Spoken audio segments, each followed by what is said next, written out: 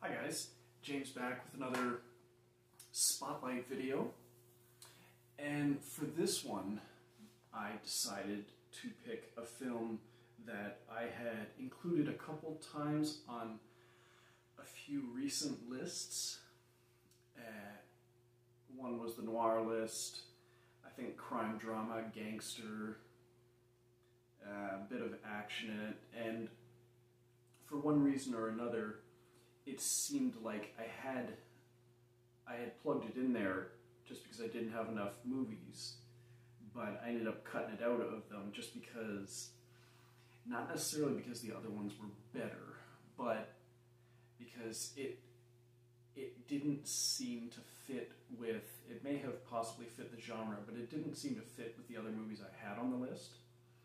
And so while I was trying to think of another one to do for my Spotlight series, and as I said, don't worry, I still have other lists that I'm going to get back to. But I had a lot of fun doing these last two Spotlight videos. I wanted to find another one, and I did. So if you clicked on this, you know that the movie is Truth or Consequences, New Mexico. Or as it says, Truth or Consequences, NM. NM stands for New Mexico.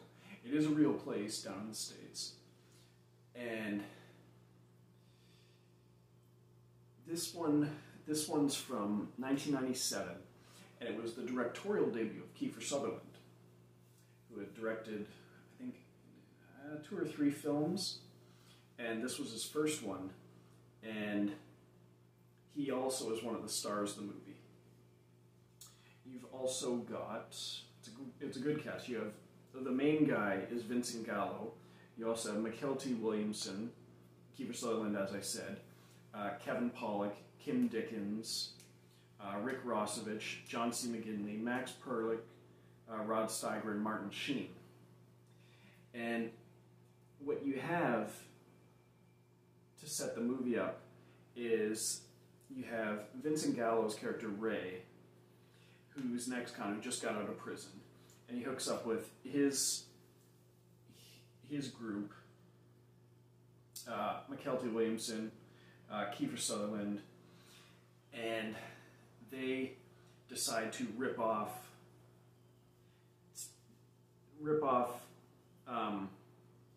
some drug dealers, bust up a drug deal and rip them off. But they accidentally kill an undercover DEA agent. So they get away with this money and drugs, I believe. But one, they've got the authorities after them, and 2, they have the mob after them, who was in charge of the drug deal. And the main mob guy is played by Rod Steiger, and he ends up sending his main, I guess, enforcer after them, who's only known as Sir, and that's played by Martin Sheen. Now, he has a great scene with Max Perlich where he has 2 great scenes. One of them where he introduces himself to the criminals he's going to basically take charge of and tell them what to do.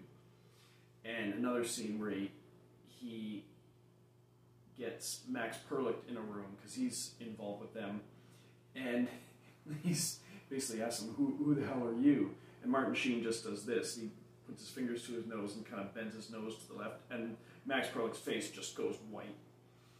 And he's like, oh, I love that look. No matter how long I do this, I love that look. So you know something bad is going to happen.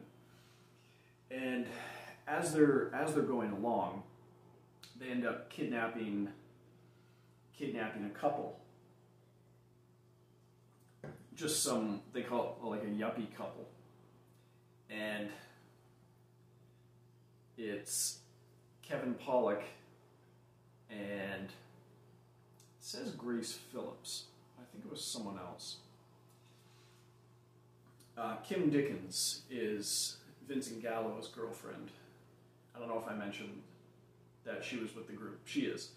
And so they kidnap the yuppie couple, just who they come across in their travels, and they're taking them along as they're still on the run.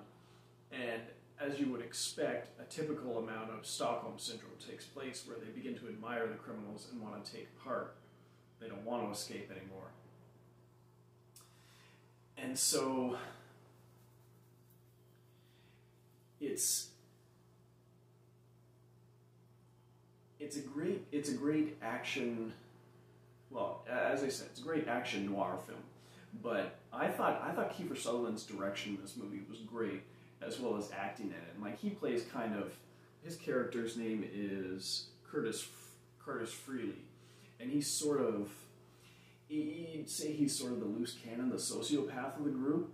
Not entirely a bad guy, but pretty much does the dirty work, does most of the dirty work when no one else will touch it.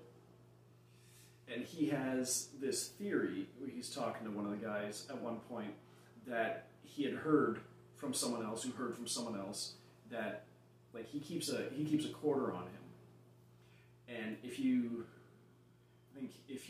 flip the quarter, I guess if you flip the quarter, you spin the quarter or something like that, and it lands on its side, all of a sudden you can see the future.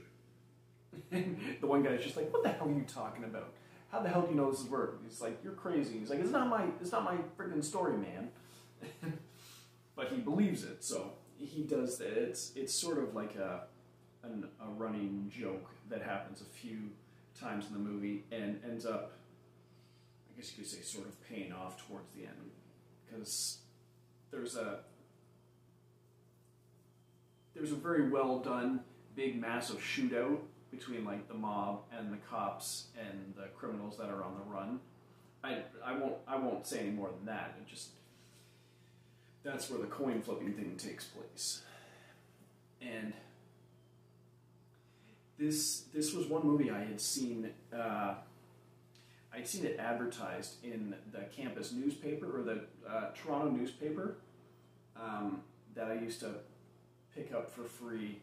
It was always it would be in the Woodbine Mall near the Music World, but it would also be in the lobby of the residence that I stayed in at Humber College.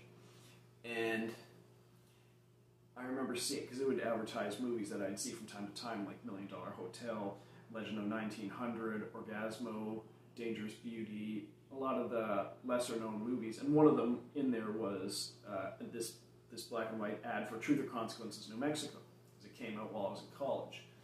And it had a great poster. It was just like a close-up of Kiefer Sutherland's face with sunglasses on. He's got a gun, and it's set across the top, "Life's harsh, why behave?" And I thought that was a great tagline. And so I ended up picking it up on VHS and watching it over and over again. And I ended up finding the DVD a few years ago. I know, another one that I haven't watched in a while, but it is a favorite of mine. Because there's just some movies that you love, but you've only seen a handful of times. I've seen this movie more than a handful of times, but I haven't watched it in a long time. Just, I know I love it, and I'm going to get back to it one of these days. Just, it's there, I'm glad I have it, and I'm going to watch it again. And this one also has a fantastic, fantastic ballad that plays right around the end of the movie.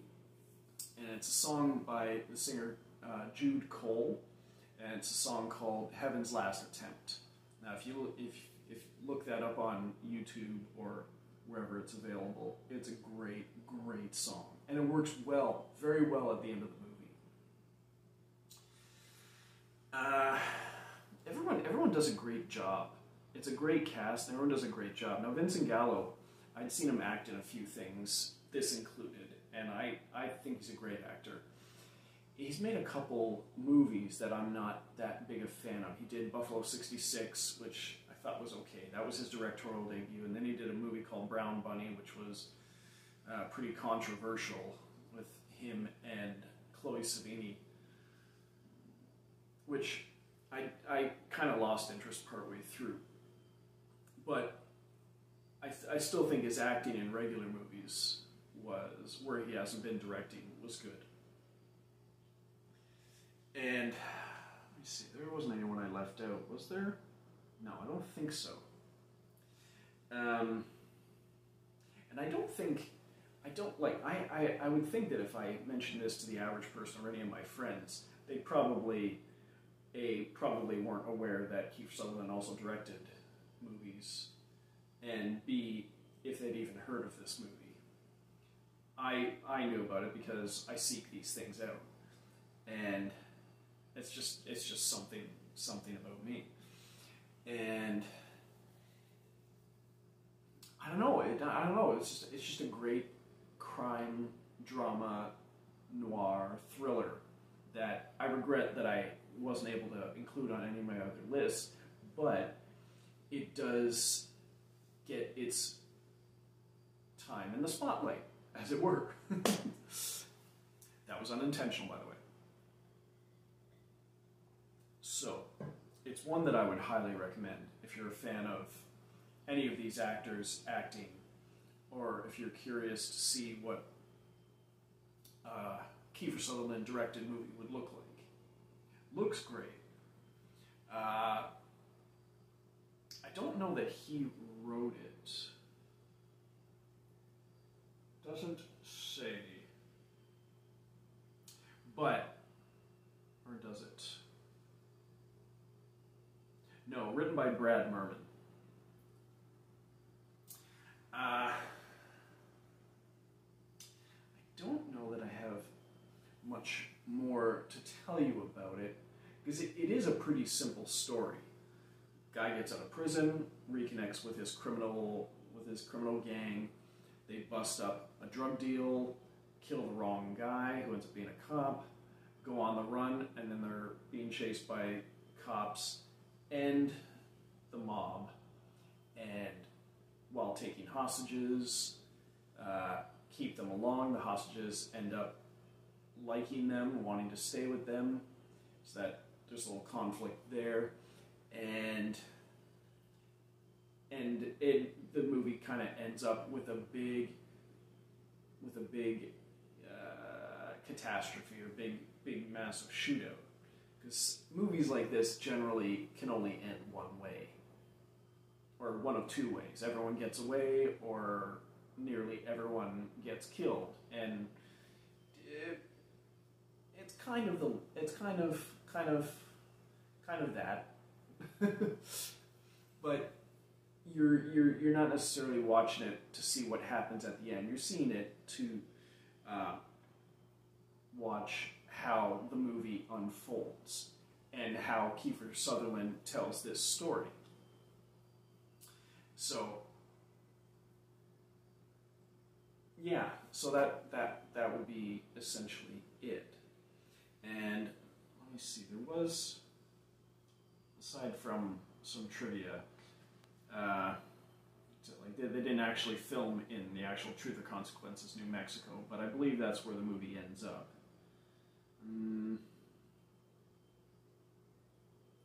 No. That is about it. So this one's a little shorter than the other ones, but it's, as I said, it's a pretty simple story, but it is a great movie. Very well done, very well acted and directed by Kiefer Sutherland and everyone else in it, and that's why it is in not my third choice for Hidden Gem Spotlight, Truth or Consequences, New Mexico.